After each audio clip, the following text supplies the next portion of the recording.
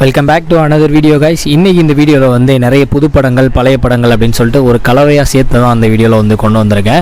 So பேசாமல் வீடியோக்குள்ளே போயிடலாம். ஃபஸ்ட்டு நம்ம பார்க்கக்கூடிய மூவி ரீசெண்டாக ரிலீஸ் ஆன கராத்தே கிட் லெஜெண்ட் அப்படிங்கிற படம் தான். இந்த படத்தோட HD வந்து இப்போ தான் ஒரு 2 டேஸ்க்கு முன்னாடி வந்து ரிலீஸ் ஆகுச்சு.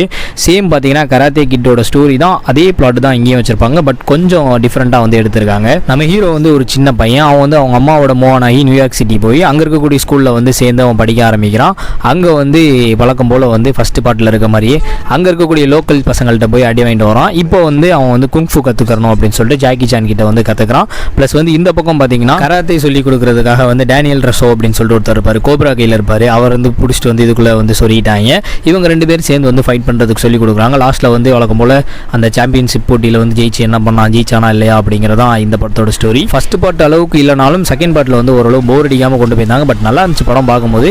பட் ஃபஸ்ட் பார்ட்டுக்கு ஈடு கொடுத்து வந்து எடுக்க முடியாது. ஏன்னா வில் ஸ்மித்தோட பையன் வந்து ஜேடன் ஸ்மித் அதில் நடிச்சிருப்பார், உசுரை கொடுத்து நடிச்சிருப்பார் மனுஷன். பட் இந்த படத்துலேயும் வந்து பார்க்கும்போது நல்லா இருந்துச்சு. ஏன்னா ஜாக்கி சானுக்கு வந்து வயசாகிட்டு போகுது அப்படிங்கிற போது தான் நம்மளுக்கு கொஞ்சம் வருத்தமாக இருந்துச்சு. ஆனால் அடுத்து நம்ம பார்க்கக்கூடிய படம் அன்டில் டான் அப்படிங்கிற படம் தான். இது ஒரு வித்தியாசமான ஒரு ஹாரர் ப்ளஸ் வந்து ஒரு டைம் லுக் மூவி அப்படின்னு சொல்லணும். படத்தோட கதை என்னன்னா வந்து ஒரு 4 ஃப்ரெண்ட்ஸ் இருக்காங்க. அதில் வந்து ஒரு பொண்ணோட சிஸ்டர் வந்து ஒரு இடத்துல வந்து காணாமல் போயிருப்பாங்க. அதை தேடி இவங்க எல்லாரும் வந்து அந்த இடத்துக்கு போகிறாங்க. அங்கே போனால் ஒரு கேபின் வீடு மாதிரி இருக்குது. அந்த வீட்டை சுற்றி பார்த்தீங்கன்னா எல்லா இடத்துலையும் மழை பெய்யும். பட் அந்த வீட்டுக்குள்ளே மட்டும் மழையே பெய்யாது. அந்த வீட்டை ஒரு ரவுண்டு போட்ட மாதிரி அந்த பக்கம் மழையே பெய்யாது.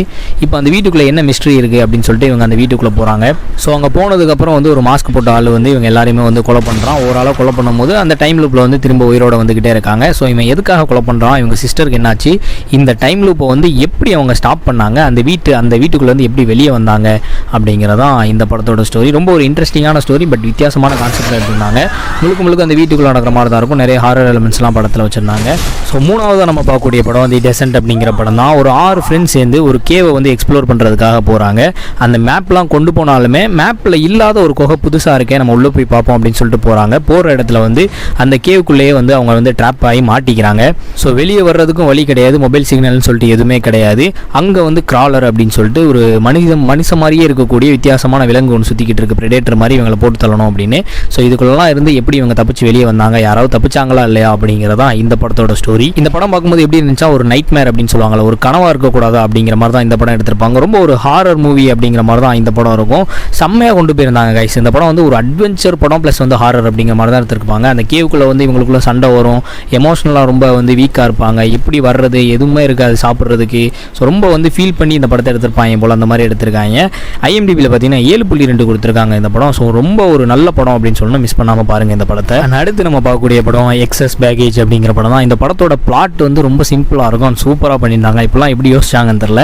1997 ரிலீஸ் ஆன ஒரு ஃபன்னான ஒரு படம் இந்த படம்.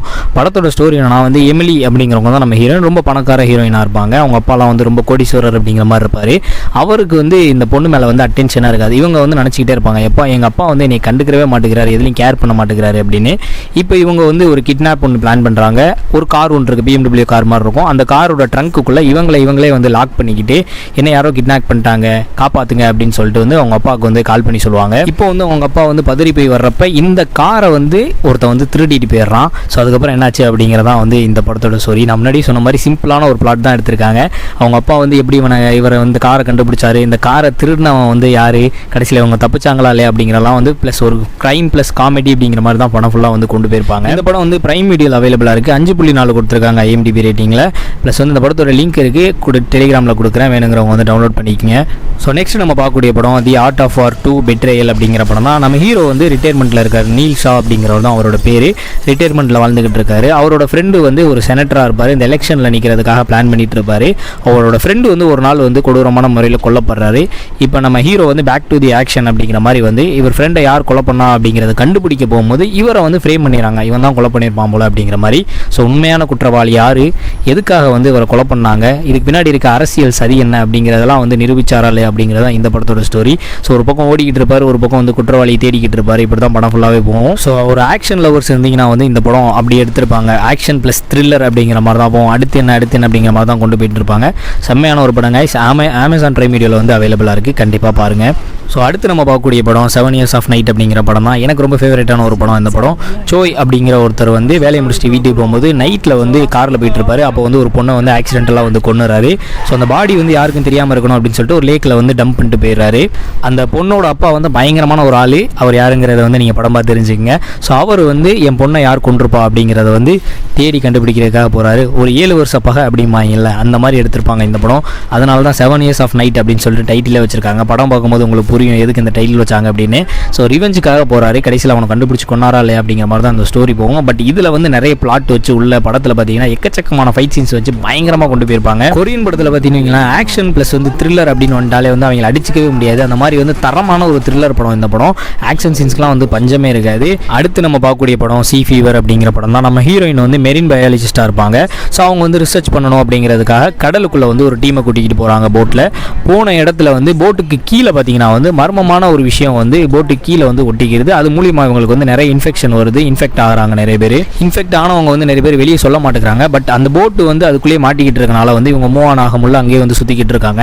ஸோ அது கீழே என்ன ஒட்டிக்கிட்டு இருக்கு, எது மூலியமாக வந்து இவங்களுக்கு வந்து நோய் வருது, அதுக்கான தீர்வு என்ன, இதுலேருந்து இவங்க எப்படி தப்பிச்சாங்க அப்படிங்கிறதான் இந்த படத்தோட கதை.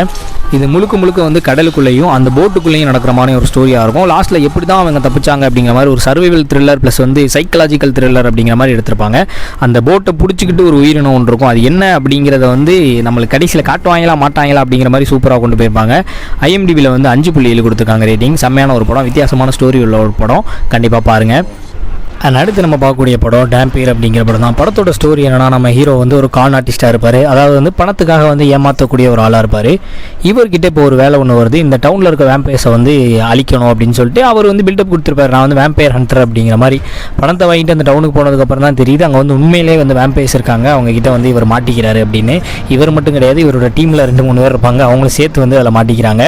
ஸோ அதுக்கப்புறம் என்ன பண்ணாங்க, ஒரிஜினல் வேம்பயர்ஸ் வந்து எப்படி வேட்டையாடணும் கூட அவங்களுக்கு தெரியாது. அதுக்கப்புறம் எப்படி தப்பிச்சாங்க அப்படிங்கிறதான் இந்த படத்தோட கான்செப்ட். ஃபர்ஸ்ட் ஆஃப் ஆல் இந்த படம் நான் பார்க்கும்போது வந்து எனக்கு வந்து காஷ்மோரா ப்ளஸ் வந்து பார்த்தீங்கன்னா தளபதி விஜய் நடித்த புலி, இந்த 2 படத்தோட கலவை தான் இந்த படம் அப்படிங்கிற மாதிரி எடுத்திருந்தாங்க. ஏன் சொல்கிறேன்னு வந்து நீங்கள் யாராவது இந்த படம் பார்த்தீங்கன்னா உங்களுக்கு அந்த மாதிரி தெரியும். அதை தவிர்த்து பார்த்தீங்கன்னா வந்து ஸ்டோரி வைஸாக பார்க்கும்போது வந்து எந்த ஒரு ஃப்ளோவும் இல்லை. அங்கங்கே சின்ன சின்ன லேக் இருந்தாலும் படம் வந்து நல்லா போயிட்டு இருந்துச்சு. ப்ளஸ் வந்து நம்ம ஹீரோக்கு வந்து பயங்கரமான ட்விஸ்ட் ஒன்று வச்சிருப்பாங்க. நான் சொன்ன மாதிரி ஏற்கனவே 2 படம் சொன்னல, அதில் இருக்க மாதிரி இதில் ஒரு மொரட்டு ட்விஸ்ட் ஒன்று வச்சிருப்பாங்க. அதெல்லாம் பார்க்கும்போது சூப்பராக இருந்துச்சு. இந்த படம் வந்து நெட்ஃப்ளிக்ஸ் அப்புறம் வந்து அமேசான் பிரைம் வீடியோ ஜிஃபைல வந்து அவைலபிளாக இருக்குது. 5.3 கொடுத்துருக்காங்க IMDb ரேட்டிங்கில். ஒரு ஹாரர் ஃபேண்டசி அப்படிங்கிற மாதிரி தான் இருக்கும். 2 மணி நேரம் தான், சின்ன படம் தான் இது, ரொம்பலாம் போர் அடிக்காது உங்களுக்கு. ஸோ ஃப்ரீயாக இருந்தீங்கன்னா பாருங்கள். அவ்வளோதான் guys இந்த வீடியோவில் சொன்ன படத்தோட லிங்க்லாம் உங்களுக்கு வேணும்னு நினச்சிங்கன்னா இந்த வீடியோக்கு வந்து ஒரு லைக் பண்ணிட்டு பாருங்கள். 100 லைக்ஸ் வந்துச்சுன்னா இந்த எல்லா படத்தோட லிங்க்குமே பார்த்தீங்கன்னா டெலிகிராம் சேனலில் கொடுக்குறேன். நீங்கள் வந்து ஈஸியாக வந்து டவுன்லோட் பண்ணிக்கலாம். ஸோ மறக்காமல் நம்ம சேனலை வந்து சப்ஸ்கிரைப் பண்ணிக்கங்க, பெல் ஐக்கான் கிளிக் பண்ணிக்கங்க, அப்போ தான் வந்து நோட்டிஃபிகேஷன் வரும். ஸோ என்ன மாதிரி மூவிஸ்லாம் நீங்கள் எதிர்பார்க்குறீங்க அப்படிங்கிறத கமெண்ட்டில் சொன்னாலும் நெக்ஸ்ட் வீடியோ போட கொஞ்சம் யூஸ்ஃபுல்லாக இருக்கும். அண்ட் இந்த வீடியோவில் பாட்டு வேணாலும் கமெண்ட் பண்ணுங்கள். See you guys, நெக்ஸ்ட் வீடியோவில் பார்ப்போம். டாடா, பை பை.